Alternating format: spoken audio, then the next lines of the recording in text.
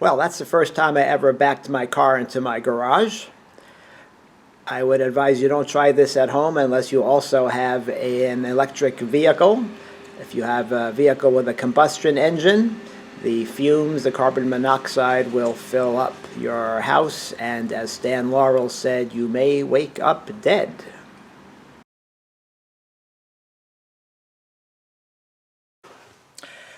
Greetings, my name is Dan. I'm the proud owner of a 2020 model year Tesla Model 3 long-range dual motor electric vehicle.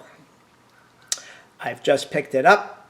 I've backed it into my garage, and I'm here to tell you about what to do as soon as you've brought your Tesla home.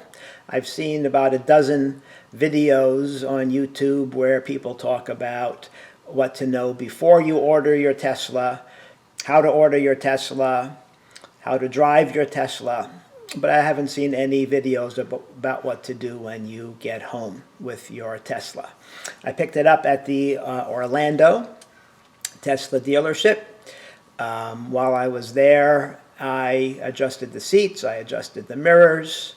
Also, if you live in Florida and you have a mini SunPass transponder on your windshield, you should have ordered one before you go to the dealership. You cannot reuse your old transponder. So you stick the new transponder on your new car windshield, you call up or go online with SunPass to register it, and you're good to go through the toll booths.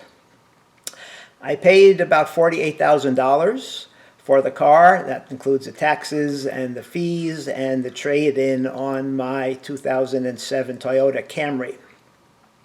My Camry, somehow she found out that I was going to trade her in, and she was a little perturbed by that.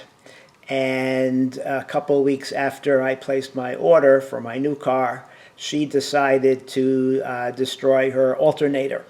So I needed to go and get the alternator replaced. It cost about $800.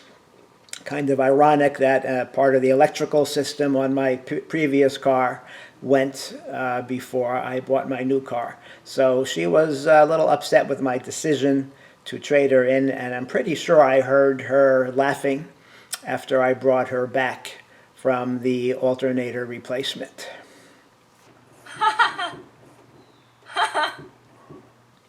So my parents bought their house on Long Island in 1970 for $32,000, and I promised myself I would never spend more than that on my automobile. And I bought 5 cars since then, and I kept my promise until I bought this Tesla. Why did I spend $16,000 more? Number one, it is a beautiful car. I really enjoy it. Number two, I belong to the Citizens Climate Lobby, which is an organization of concerned citizens who contact their federal legislators to try to get them to do something about our climate crisis. And I talk to various clubs and organizations and groups in the area about the climate crisis, and I felt a little guilty about driving my Camry there. A typical combustion engine vehicle produces about 10,000 pounds of carbon dioxide every year, a greenhouse gas. And so by driving my Tesla to these speaking engagements, I'll feel less guilty. Also, I'll be saving quite a bit on maintenance. There's no oil changes, no muffler, no transmission, no gasoline that I have to purchase. So I'll be saving, I don't know if I'll be saving $16,000 over the lifetime of the vehicle, but I'll be saving quite a bit of money. And so I think the $48,000 is a good investment.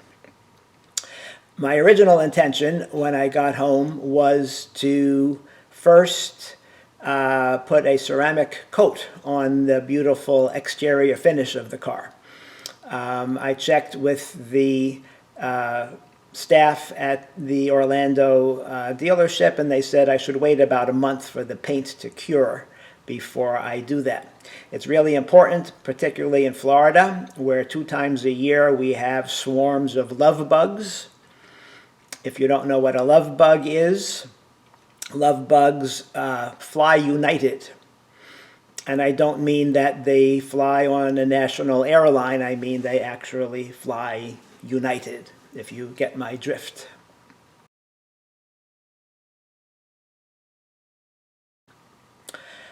The good news is that when they splatter on your car, they die happy. But the bad news is that they have chemicals in their body that eat away at the finish of the car. So before love bug season arrives, I hope to have my ceramic coat put on the car. So baby boomers have the reputation of not being very accepting of new technology. And there are a few of us who are like that. I'm the president of a couple clubs in my 55 and over community, and there are a few members in each club who don't have email addresses because they don't own a computer. But most of us do own computers. We have tablets, we have smartphones, and so buying a Tesla for most of us is not a problem. So one thing you can do, what you should do on your car, is to connect your car to the Wi-Fi in your home.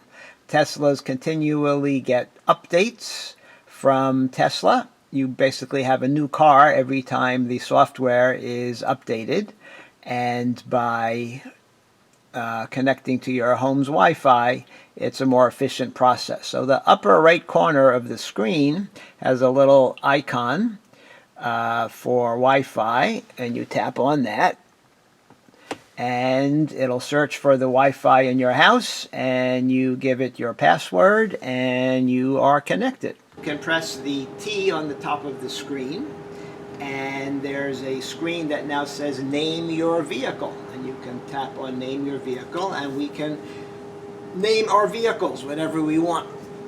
So I thought about this, and I recall the original Star Trek series had an episode called The Changeling, where a cylindrical device called the Nomad would seek out imperfections in its surroundings. And similar to that, the Tesla does seek out other drivers or this driver and pedestrians who are operating in a way that might be causing an accident, and the car takes steps to avoid that accident. So this car is actively looking for imperfections in its surroundings. We baby boomers, our reflexes aren't quite as good as they were when we were 16. Actually, nothing works quite as well as it did when we were 16. That's another video. So it's important to have a car that looks out for us, and this car has the highest safety ratings of any other automobile. So I'm going to name my car Nomad. N-O-M-A-D, save. Now, in the Star Trek series, the original one, which by the way was the best one, Nomad would exterminate any human being that had an imperfection in it.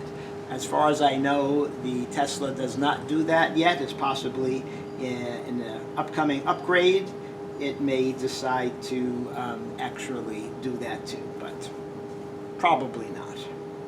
So, I've now named my car Nomad,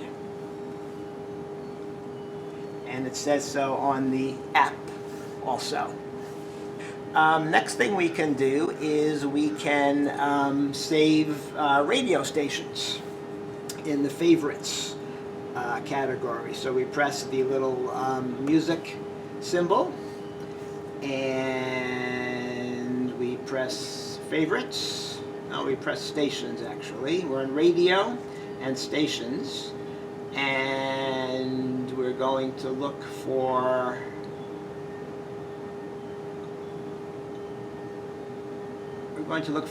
believe it or not, NPR, and I will click on that station,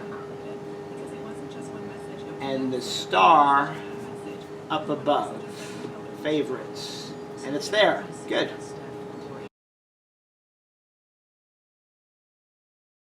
Next, I can record dashcam video from the camera that's facing forward on the car. And I ordered a 128 gigabyte scan disk. 128 gigabytes on something the size of my fingernail. The first computer I ever bought was an Apple IIe with 64K memory, 64,000 bytes, and I thought it was the best thing since sliced bread. This thing holds 128 gigabytes of memory. I'm amazed. It's a special scan disk that is made to have information constantly recorded on it and then erased. It's a very heavy-duty disk. It comes with an adapter that it fits in, and then the adapter goes into something that has a USB port at the end, and there are two USB ports in the front. One of them has my charger for my phone, and this one now on the right side has my recorder, my scan disk. It also has my music. I've got almost 1,000 songs on the scan disk. There are YouTube videos that tell you how to format the disk. I suggest you go to those to figure that out.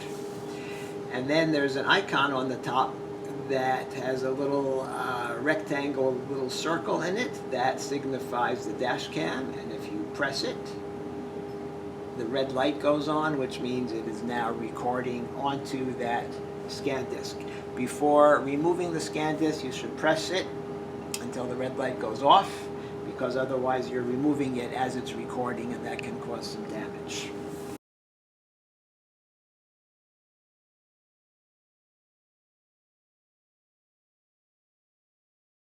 So I tried to use autopilot when I drove home from the dealership, and I got a message on the screen that I needed to do something first, and I didn't bother trying to futz with the screen while I was driving, so we're going to do that now. And so we're on autopilot.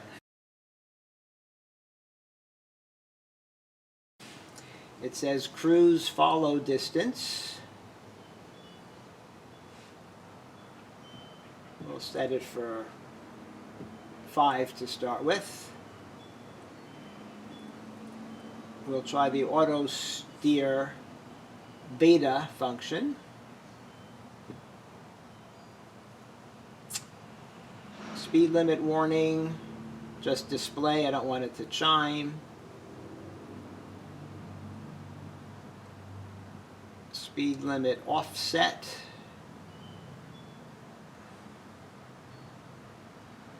Keep it close to the speed limit. Forward collision warning can be off late, medium, or early. Let's go with medium. That's the what it said on already. Lane departure avoidance. We could do either off warning or assist.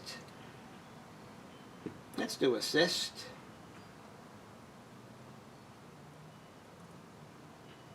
Alrighty, so that's all done. Next time I try to go on autopilot, it should theoretically work. Okay, after I placed my order for the Tesla, I ordered some floor mats, which came in a couple of weeks ago. I took them out of the box so they could air out in case there was any odor coming from them. There are loads of floor mats you can order. I ordered the T1A TrueBuilt floor mats, and I'm going to put them in the car now.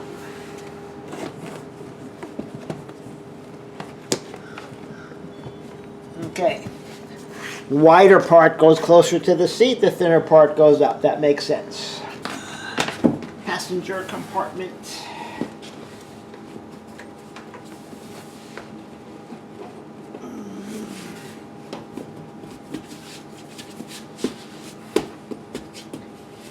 Fits like a glove.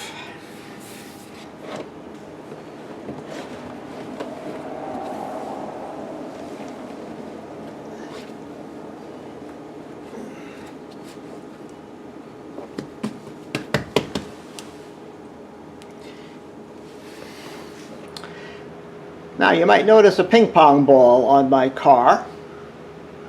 It's attached to a string on the ceiling, and when I used to pull in my Toyota Camry forward into the garage, when the ping pong ball would hit the windshield, it would tell me to stop the car so I would not run into my washer and dryer. But I think it's time to pull the ping pong ball off the ceiling.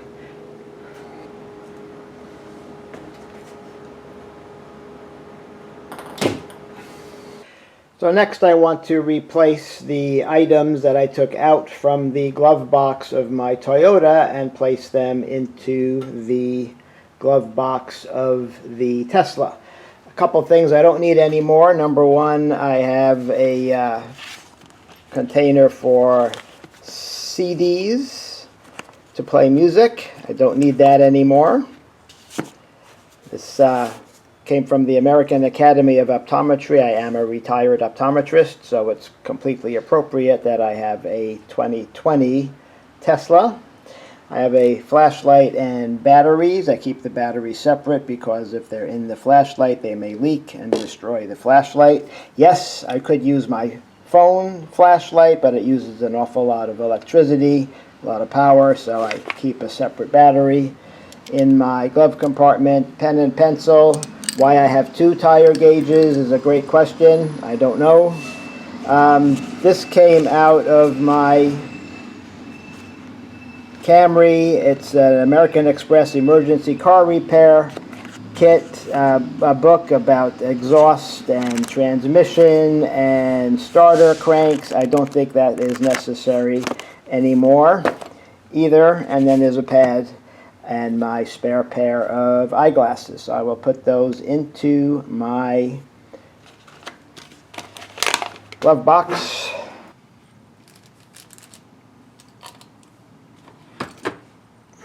Okay, last thing I want to do is to charge the car. I'm at 36% right now. Tesla recommends that the car should routinely be charged between 20% and 80%. So it says set limit. So we can just move this over.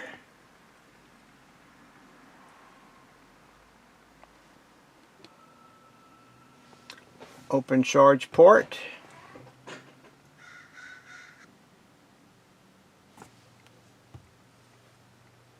So my home was built before 1996, and those homes have dryer outlets that have 3 prongs in them.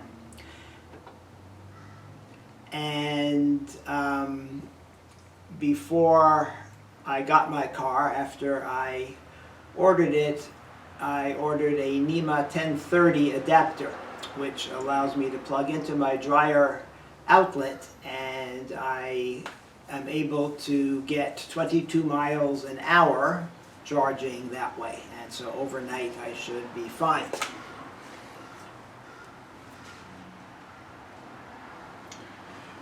This is the adapter with 3 prongs, and the end goes into the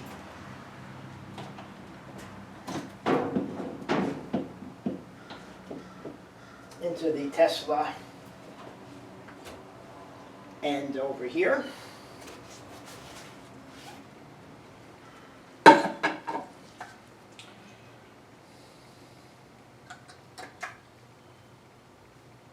Like so.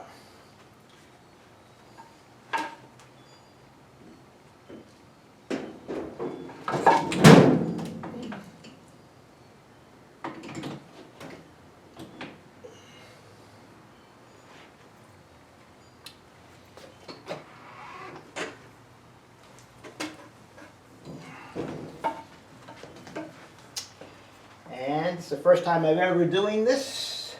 Pretty self-explanatory. We plug it in.